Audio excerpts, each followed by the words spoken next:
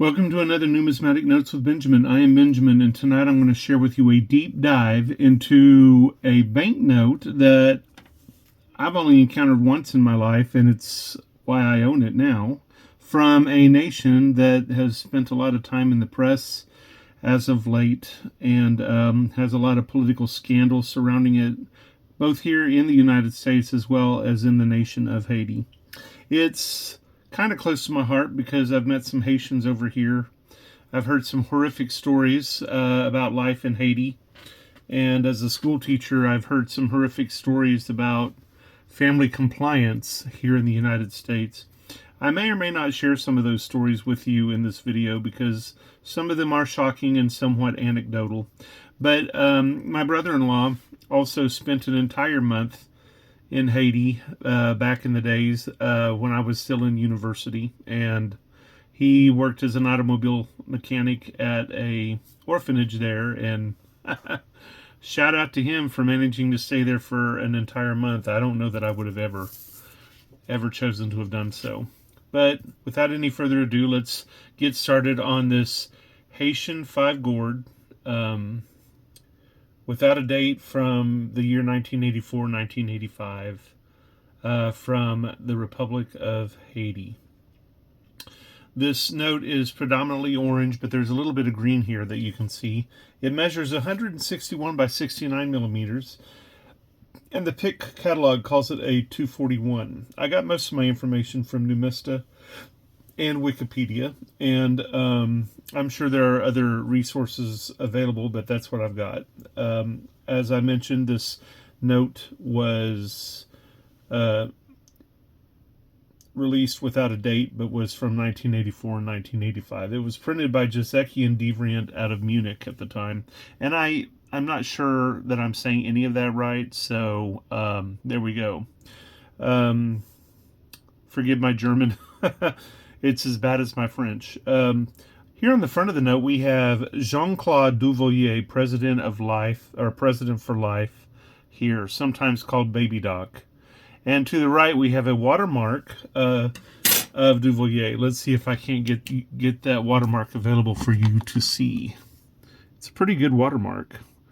Looks just like him in mirror. And actually, it looks a little bit more chubby-faced, if you ask me, so perhaps they weren't as afraid to show him as he really was, on that end of the note.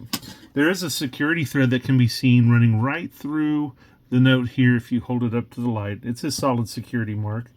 And the ink of the note indicates by touch that it is intaglio. And if you actually have the note and you blow up your note enough, do you see how the ink kind of bleeds out of the lines there? You see how the ink bleeds out? That's not because of a flaw in the printing of the note. That's just an indication that it is intaglio, and that's one of the confirmation characteristics. Now I'm going to go ahead and make it small again because making it that big seems to have upset the balance of the phone, so I don't want my video to keep shaking on you. So let's get this readjusted so that we can see everything. Okay, so here we have the 5 gourd. You notice here at the top we have a 6-digit serial number in black with a 2-digit alphabet prefix. And you can see earlier where I mentioned that it was printed by Jean-Claude Duvaleir. You can see the imprint right here at the bottom of the page. There are red and blue threads here in the center of the note that can be seen. And when you shine a fluorescent light on them, they fluoresce yellow. Let's see if I can show you that. You see the fluorescing lights there? It looks like, right now it looks like blue, but earlier they kind of looked like yellow or green. So I don't know if my lights, my batteries are going dead, but there you go. The black cereals look like they're kind of blue underneath this light. And parts of the background seem to be fluorescing as well. So there is some action on the note if you know that it's there and want to look at it under a blue or under a black light. This note is not all that rare on Numista. About 60 people, or about 60 notes are recorded in people's collections. So it's not terribly common either. I mean, I paid probably 30 bucks, 40 bucks for the note, and I thought I overpaid for it, but perhaps it's a little bit more scarce than I thought. Specimens do exist of this note, and let's get a little bit into what made Baby Doc Baby Doc. He was president for life of Haiti from 1971 until he was overthrown in 1986. He was born July 3rd, 1951, and he died October 4th of 2014. What was interesting about Baby Doc was he was 19 when he became president for life, and that made him one of the youngest presidents in the world, and being under 20, I mean, it's just amazing. He was a pretty uninvolved ruler who was somewhat of a spendthrift. Rumors were he liked to dress up as a sultan and give out $10,000 jewelry as door prizes at his little soirees. I don't know how I feel about all that. It's pretty lousy. Let's pause and let's take a look at the back of the note. And while I'm setting that up, please consider liking and subscribing to my channel and enjoying this and the 200 other videos that I've recorded. Just hit that like button, share, cuss and discuss, and let's get this show on the road. You guys have got me to almost 1,300 subscriptions, and I want to get all the way up to as much as I can. Now let's take a look at the back of the note. The back of the note appears simplistic, but it is beautiful in its own right. You can see the arms of the nation here at the center. There's guns, there's palmetto, there's flags, and there's legends, and maybe even a drum there.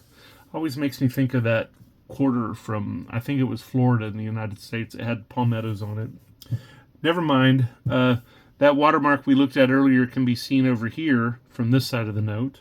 And what I think is the takeaway on the back of the note are all the splendid galoshes that you see here in the note. It's this kind of lathe work that was the true original counterfeit deterrent.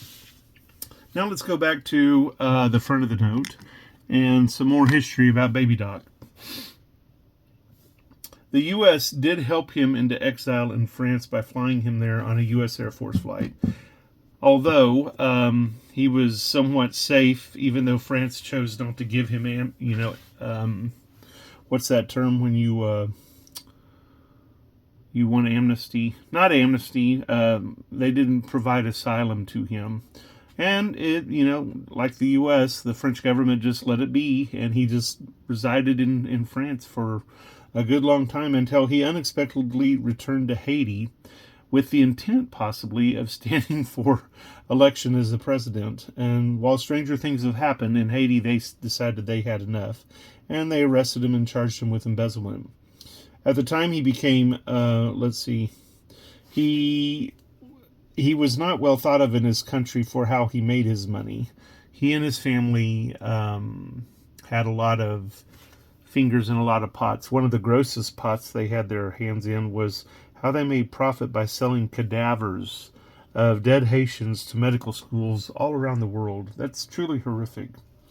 His government was partially destabilized when swine flu appeared on the island, and they had to kill every pig in Haiti to try to eradicate it. And unfortunately, the little bit of food and money that the peasantry was able to make was because of their breeding of pigs. So they were not very happy with these circumstances. And then with the rise and the advent of the HIV and the AIDS epidemic, tourism was reduced significantly in the early 1980s. But a final nail in the coffin was Pope John Paul II's visit in 1983 and his words that inadvertently or advertently encouraged discontent. The riots began in Haiti in 1985, and after an unsuccessful failure to leave at the end of January, the family returned back to the palace because of a gunfight. They couldn't progress any further. They returned to the palace, and they tried a week later or so, and finally were able to leave the country courtesy of the United States Air Force in a flight to France in February of 1985. So I was interested to discover that on corruption lists, Jean-Claude Duvaleir could be found between Slobodan Milosevic and Alberto Fujimori. So he wasn't on top 10 lists of good people, y'all. And I'm only laughing because that was unexpectedly humorous in that moment. But he was truly a horrific man. Um, it's like it's what happens when somebody who is stupid and uninformed is elected and becomes the president of their country. It was in Haiti where he died of a heart attack on the 4th of October in 2014. This particular note is one of only 4 notes of Haiti and only one of 2 different portraitures that are available to collectors of Baby Doc on a banknote. There were some specimen versions available, and I have seen them on sale for some good prices. So this is a note that I would probably buy again and again every time I saw it, because at the time it came out, just like a year or so before he left, I'm not sure a lot were saved because people are thinking he was going to be around for life. And then when he left, I'm sure they changed all this money in as soon as they could that had his face removed from the note. So it might be something for you to try to get if you can find it. It took me a while to find one, and I finally did. And like I had said, only about 56 notes are reported in collections, online. So there's bound to be more, but it's not a note you would commonly see. So you want to cuss this or discuss this with me? Please like and subscribe, and then cuss and discuss it with me. I'm Benjamin. This is Numismatic Notes with Benjamin. Have a jewel of a day.